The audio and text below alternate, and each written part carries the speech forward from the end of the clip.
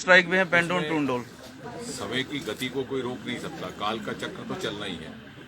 लेकिन साथ ही साथ हमें यह भी समझना है कि अगर हमारे कर्मचारी हैं उस विभाग के, तो वो भी समाज का हिस्सा है। जिस समाज के लिए हम नए सुधार ला रहे हैं, नई व्यवस्थाएं कायम कर रहे हैं, ये कर्मचारी या ये लोग जो स्ट्राइक पर है, जो आप कह रहे हैं आंदोलन में, ये भी उसी समाज का हिस्सा है। और इसलिए मुझे विश्वास है कि, और मैंने अभी बात भी की, कि प्रशासन भी इसका संज्ञान लेकर के कोई ऐसा मध्य रास्ता निकालेगा, क्योंकि नए आयाम तो लगना ही है।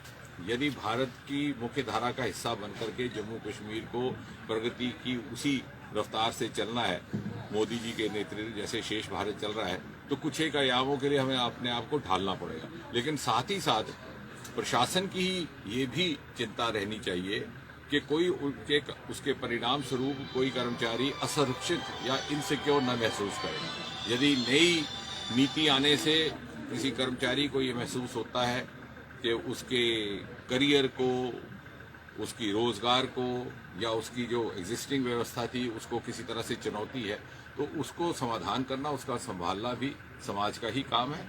और इसके कई विकल्प निकाले जा सकते हैं। पीडीडी मुलाजमात का ये कहना है कि जब कॉर्पोरेशन बनी हमने सरकार का साथ दिया 2019 में, लेकिन सरकार ने, लगता है कि बड़ी एक व्यापक सोच के साथ प्रशासन इसके ऊपर चिंता करे। हमारी चर्चा भी हुई, शायद वो इसकी कोई पहल भी करे।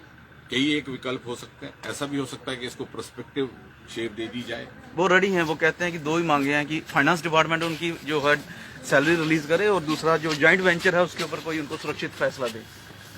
देखिए, जो जॉइंट वेंचर जो दूसरे हैं, जो नए नए विकल्प तो आते ही रहेंगे। अब न्यू एजुकेशन पॉलिसी है तो पिछले अध्यापक अगर स्ट्राइक पर चले जाए तो कोई समाधान नहीं। परंतु हाँ, यदि कोई कर्मचारी असुरक्षित महसूस करता है, जैसा आप कह रहे हैं, तो उसकी चिंता करना भी प्रशासन का ही काम है, क्योंकि वो भी तो समाज का सदस्य है। और मैंने आज ही मुझे पता चला, और उसकी चर्चा